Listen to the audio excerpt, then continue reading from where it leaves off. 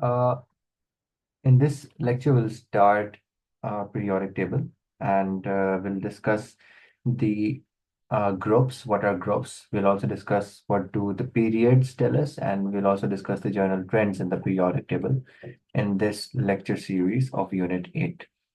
Okay, so if we talk about the periodic table, so periodic table is generally it's an arrangement, it's an orderly arrangement, and elements जो हैं they are arranged in the order of their increasing atomic number, right? So as you can see, elements are arranged orderly and systematically in the periodic table. And elements with similar chemical characteristics are grouped together in the periodic table. So the periodic table has a vertical columns. There it has vertical columns and it also has horizontal rows.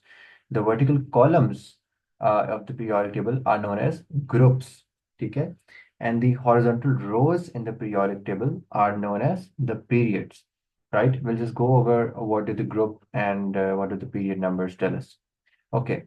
So there are a total of 18 groups in the periodic table, and they're given the number 1 to 18. So they're not actually 18 groups, there are 8 groups in the periodic table. But if we include the individual columns of the transition elements, so that makes up 18. So there are 8 groups in the periodic table, right? If we exclude the transition metals, the block of transition metals in between. So so students, it's recommended if you open the periodic table in front of you, it would be easier to understand, right? Because I haven't really included a picture of the periodic table in these slides. So there are 8 groups and there are 6 periods, right? So right now we have talked about the periodic table. Periodic table is an orderly arrangement of elements uh, in the order of their increasing atomic numbers. And the periodic table consists of vertical columns known as groups, of which there are 8 in number, and it also consists of horizontal rows, which are known as periods, right? And there are a total of 6 periods in the periodic table.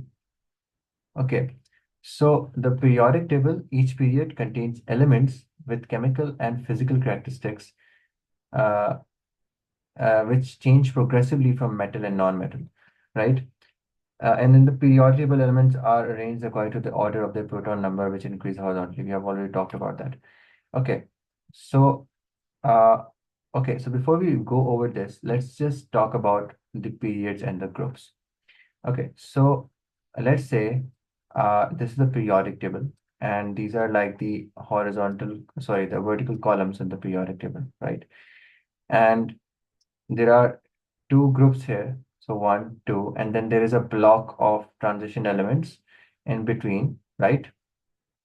There's like this block of transition elements in between, and then you have group 3, another vertical column, and then you have group 4, 5, 6, 7, and then 8, right?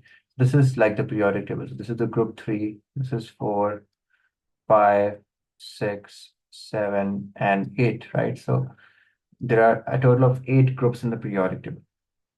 And the block in between are the transition metals. They're all metals. Okay, so let's just talk about groups first, right? What do the group numbers tell us? So if an element belongs to group 1, right? So that means that element has a 1 valence electron, right? If an element belongs to the group 2, that means it has 2 valence electrons. And what do I mean by that is that if you take any element from group 1, for example, let's take uh, a lithium from group 1, right? Let's take lithium. Lithium has a chemical symbol of Li, right? So since it belongs to group 1, that means the outermost shell of lithium will contain 1 electron, right? And so will the outermost shell of sodium.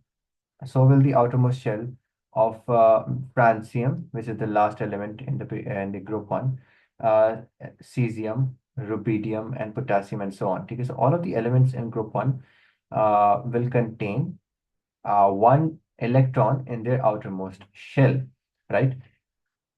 Similarly, if you talk about group 2, okay, if you apply the same concept here, so all of the elements in group 2, okay, I remember the elements in group 2.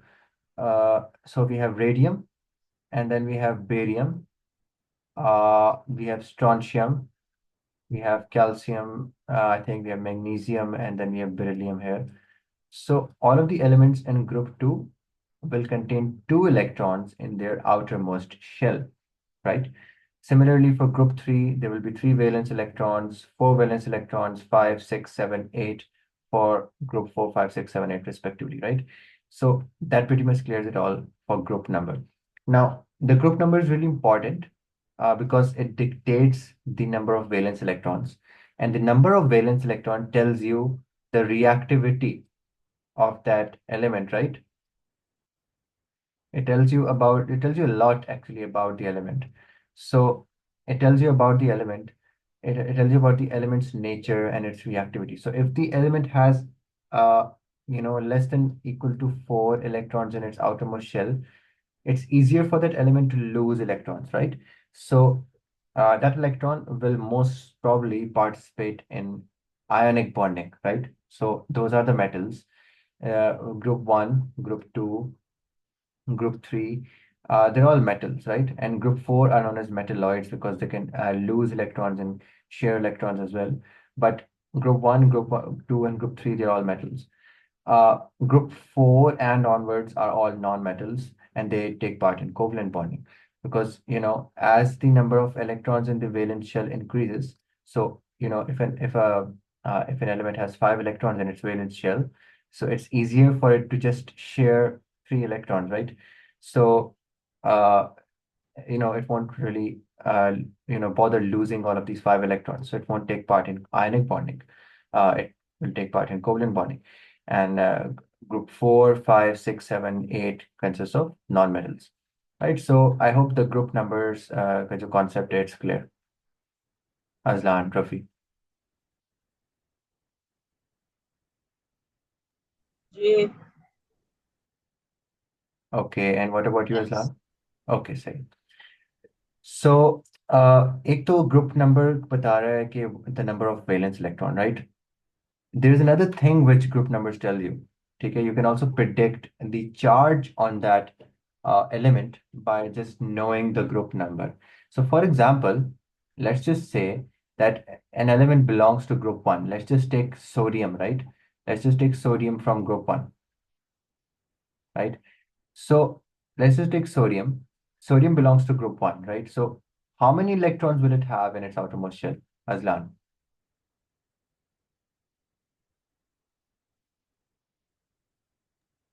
In which group? Sorry, your library said that. Okay, so how many electrons will sodium have in its outermost shell? One. Yeah. So it's sodium, for sodium, it's easier to lose that 1 electron, right? And take part in ionic bonding. So if sodium loses 1 electron, what charge does it have after it loses one negative charge? Oh, if it loses an electron, it gets positive charge. Positive one, right? So if it loses 1 electron, it gets a positive one charge. So all elements in group 1 get a positive one charge, right? Similarly, for group 2, if you apply the same concept, they all get a positive 2 charge, right? So all ions in group 2, all charged, if they form ions, for example, if you have a calcium ion, it has a positive 2 charge, right? If you have a sodium ion, it has a positive 1 charge. So group numbers also tell you about the charges on the uh, atoms, right? Similarly, group 3 वाले जो होते हैं, they have a positive 3 charge. Group 4 जो हैं, they are metalloids, they can either have a positive or a negative charge, 4, right? But the trend changes. You might be tricked into thinking कि अच्छा सही है, group number जो होता है, it's also equal to the charge. So group 1 के पास positive 1 charge है, ठीक है, group 2 के पास positive 2 charge है, group 3 के पास positive 3 charge है, and so on. But group 5 के पास जो होगा वो positive 5 charge होगा, right? But that's where the trend changes. Okay, so it's not like that. Minus negative होगा. Yes, is exactly. ठीक है. So the group 5 elements, for the group 5 elements, it's not easier to lose 5 electrons, right? it's easier to actually gain those 3 electrons. So if there's a gain of 3 electrons, how much negative charge will these elements have? -3. Exactly. Okay, Aslan, I hope you're getting it. So -3. So the charge on all elements in group 5 will have a -3 charge. ये हमने study की हुई है, लेकिन हमने ये वो valency में स्टडी की हुई थी, valency. Yes, exactly. It's also known as the valency. इसको हम ऑक्सीडेशन स्टेट भी कहते हैं, एलिमेंट की वैलेंसी भी कहते हैं, राइट? सो इसके बहुत सारे डिफरेंट नाम हैं। इसको हम ना डिटेल में पढ़ेंगे, वैलेंसी, ऑक्सीडेशन स्टेट्स वगैरह जो होते हैं ना सारे, ऑक्सीडेशन नंबर्स, ये सब हम पढ़ेंगे। चार्ज भी कहते हैं, ऑक्सीडेशन नंबर भी कहते हैं, oxidation state, valency, it's all the same thing. जी जी, वो रूल्स भी होते हैं इसके कुछ के, मतलब अगर हाइड्रोजन के साथ रिएक्ट करे तो हाइड्रोजन पहले आएगा, मेटल्स पहले आएंगे, इस तरह। ऐसा ही है, एग्जैक्टली सही। Will go over it all in good time. So group 6 वाले similarly, they can gain 2 electrons, so they have a -2 charge.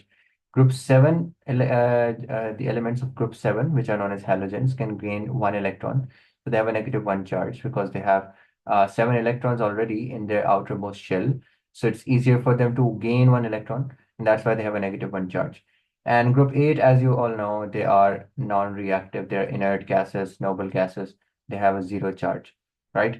So that's for the groups. I hope that clears it all. If you have any confusions, any questions, please feel free to ask.